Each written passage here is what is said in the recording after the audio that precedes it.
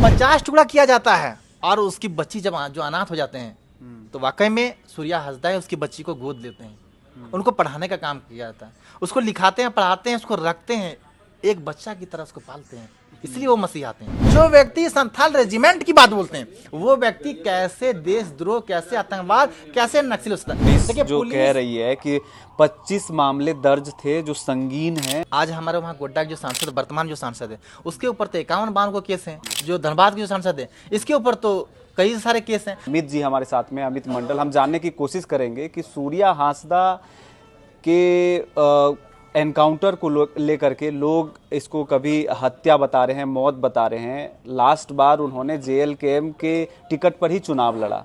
आप लोग कैसे देख रहे हैं इसको, सबसे पहले ये बताएंगे। सबसे पहले आपके चैनल को, ओनकार झारखंड को सुनने वाले, समझने वाले, देखने वाले को मेरा क्रांतिकारी फुल जोहार रहेगा।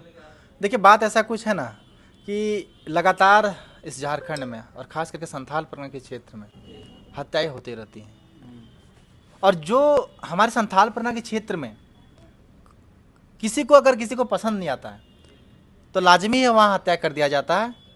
राजनीतिक षड्यंत्र के तहत ये सूर्या हांसदा परम आदरणीय बड़े भाई को इसकी हत्या किया गया है। हम लोग की मांग है कि CBI जांच हो, और जब तक CBI जांच नहीं होगा निष्पक्ष तरीके से, तब तक इसका खुलासा नहीं होगा। क्योंकि सूर्यादा वाकई में एक मसीहा थे। आज से 2 साल पूर्व हम एक बात बताते हैं, संथाल परगना की घटना को बताते हैं कि रूबिका पहाड़िया के नाम की जो एक लेडीज थी, उनको मारा जाता है, और सिर्फ मारा ही नहीं जाता है, उसको काटा जाता है, उसका शरीर के एक एक अंग को काटा जाता है, उसका माथा को काटा जाता है, गर्दन को काटा जाता है, उसका हाथ को काटा जाता है, उसका पैर को काटा जाता है, उसका नाखून को निकाला जाता है, और 50 टुकड़ों में आप समझ सकते हैं कि एक शरीर का 5 फीट के शरीर का 50 टुकड़ा कर देना। ऐसा कौन करता है? अब उसके भी जांच अभी तक नहीं हुई है, कौन करता है हम बता रहे, संथाल परगना के क्षेत्र को बता रहे हैं। 50 टुकड़ा किया जाता है और उसकी बच्ची जब जो अनाथ हो जाते हैं तो वाकई में सूर्या हंसदा है, उसकी बच्ची को गोद लेते हैं, उनको पढ़ाने का काम किया जाता है, उसको लिखाते हैं, पढ़ाते हैं, उसको रखते हैं, एक बच्चा की तरह उसको पालते हैं, इसलिए वो मसीह आते हैं। तो ऐसा मसीहापन होने के बावजूद भी लोगों का मतलब जन सरोकार भावना से जुड़े होने के बावजूद भी सूर्या हांसदा के साथ ऐसा क्यों हो जाता है? क्या कारण लग रहा है? बात कुछ ऐसा, हम सारी बात को आपको बता रहे हैं। संथाल परगना की हम इसकी हत्या की बात बता रहे हैं, वहाँ सारी चीज़ को बता रहे हैं। संथाल परगना में फिर ऐसा होता है कि सूर्यादा लगभग 350-400 बच्चों को मुफ्त में शिक्षा देते हैं, रहना, खाना, पीना, सब चीज़ वो मुफ्त में फ्री का शिक्षा देते हैं। वर्तमान समय में आप देखिएगा, कोई विधायक सांसद बनते हैं इस राज्य में, नहीं देश में, देश का बात बताते हैं, सबसे पहले वो हॉस्पिटल खोलते हैं और वो स्कूल खोलते हैं, क्योंकि उसको पता है कि हमारा आय का जो इनकम है वो हॉस्पिटल से ही है और यूनिवर्सिटी, स्कूल, विद्यालय से ही है। लेकिन सूर्यादा इसलिए स्कूल खोला गया था कि हमारे संथाल के आदिवासी मूलवासी बच्चों पढ़े लिखे आगे बढ़े। और वहाँ सरकारी स्कूल नहीं है क्या नहीं, गोड्डा जैसे क्षेत्र में? वो सरकारी स्कूल में नहीं, वो उसके निजी स्कूल जो है वो हम ये सवाल करना चाह रहे हैं, जैसे आप कह रहे हैं सरकारी स्कूल वहाँ पे है कि नहीं, संचालित हैं? सरकारी स्कूल का हाल क्या है आप बहुत अच्छी तरह से जान रहे हैं कि राज्य में क्या हाल है। तो कहीं ना कहीं अपना एक पहल था अपने स्तर से कि ट्रस्ट के माध्यम से, वो ट्रस्ट के माध्यम से वो अपना स्कूल चलाते थे और लोगों को शिक्षा देते थे। गरीब मजदूर बच्चों को, बोरियो ही नहीं, बोरियो से अगल बगल जिले वालों को भी शिक्षा देते थे, ताकि आदिवासी मूलवासी बच्चे पढ़े। और सबसे गरीब तबके के लोग जो आते हैं, एकदम किसान वर्ग के लोग, हम आपको दिखा देंगे, मेरे पास सब चीज़ है, वैसे लोग को शिक्षा देते हैं।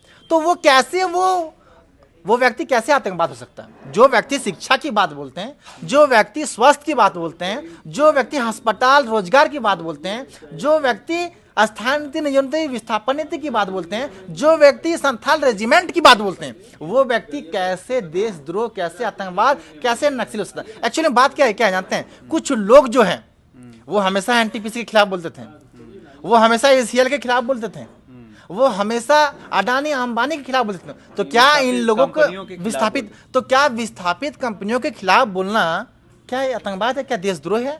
अगर उसके लिए आतंकवाद, अगर देशद्रोह है मतलब कहा जाए, तो ये कहाँ से ये शोभनीय है? तो कहीं ना कहीं लेकिन पुलिस जो सूर्यादा कह को रही है, पुलिस देखिए, जो कह रही है कि 25 मामले दर्ज थे जो संगीन हैं, और दूसरे में उनका जो संबंध रहा है, क्योंकि झारखंड खनन क्षेत्र है, संथाल में भी जो खनिज संपदा है बड़े पैमाने पर उसको निकाला जाता है, और उस पर कई तरह के ऐसे लिंकअप हैं, कह सकते हैं कि जहां से एक मतलब कि रेवेन्यू जनरेट किया जा रहा है जो गवर्नमेंट के हाथों में आती है, जो पुलिस प्रशासन के लिए भी चुनौती है, वहाँ के लोकल लोग ऐसा करते हैं, उनमें उनकी संलिप्तता पुलिस बता रही है। देखिए बात ऐसा है ना, उसके जो बोलते हैं 25 केस थे।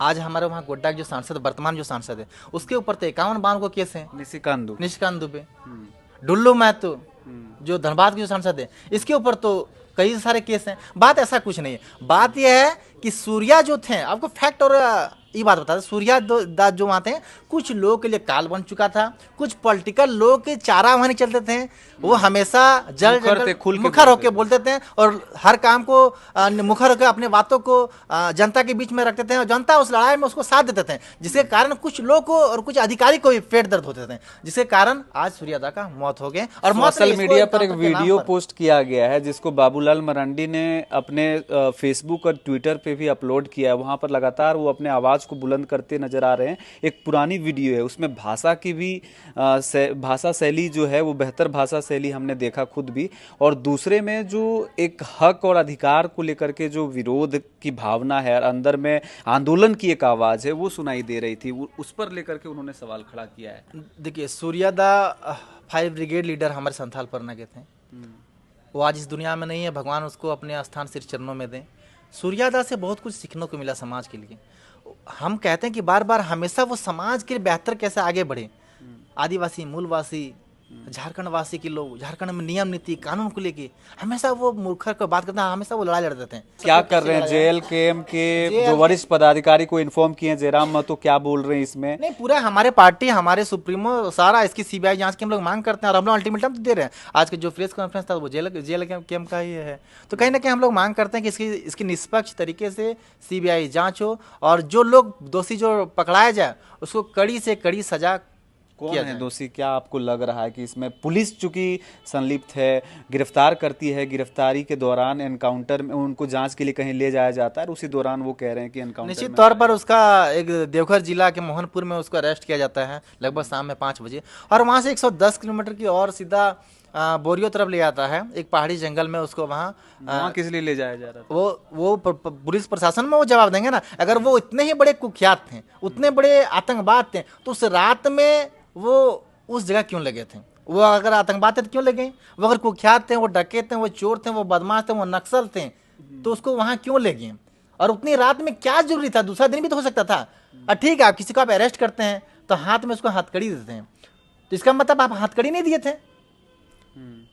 बात ऐसा कुछ नहीं है, बात यह है उसका निश्चित तौर पर षड्यंत्र के तहत उसको मारा गया है। हम लोग का मांग है कि वो CBI जांच हो, और जांच में जो भी इसमें पकड़ा जाए उसको कड़ी से कड़ी इसको सजा मिले।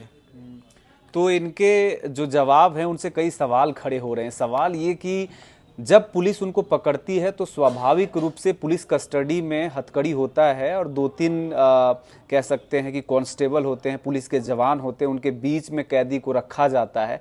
ऐसी स्थिति में भागने की जो बात है वो कैसे भाग गए, और वो भी राइफल लेकर के भागना, कितना दूर तक भागे?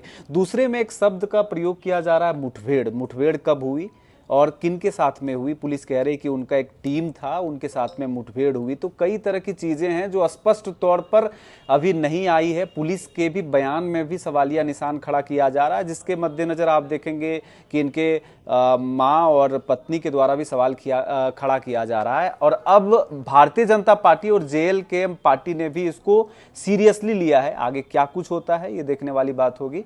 संथाल में अगर इस तरह की चीज़ें होती हैं, आदिवासी हक हकूक के लड़ाई को लड़ने के लिए, जो आवाज़ को दबाने के लिए इस तरह की प्रयोग की जा रही है, उसके खिलाफ क्या कुछ होता है। जिस तरह से राजनीतिक पार्टियां, नेता प्रतिपक्ष बाबूलाल मरांडी भी आए हैं सामने, ये देखने वाली बात होगी। आप ओंकार झारखंड देख रहे हैं। झारखंड से जुड़े हुए और भी अपडेट के लिए बने रहें। जोहार।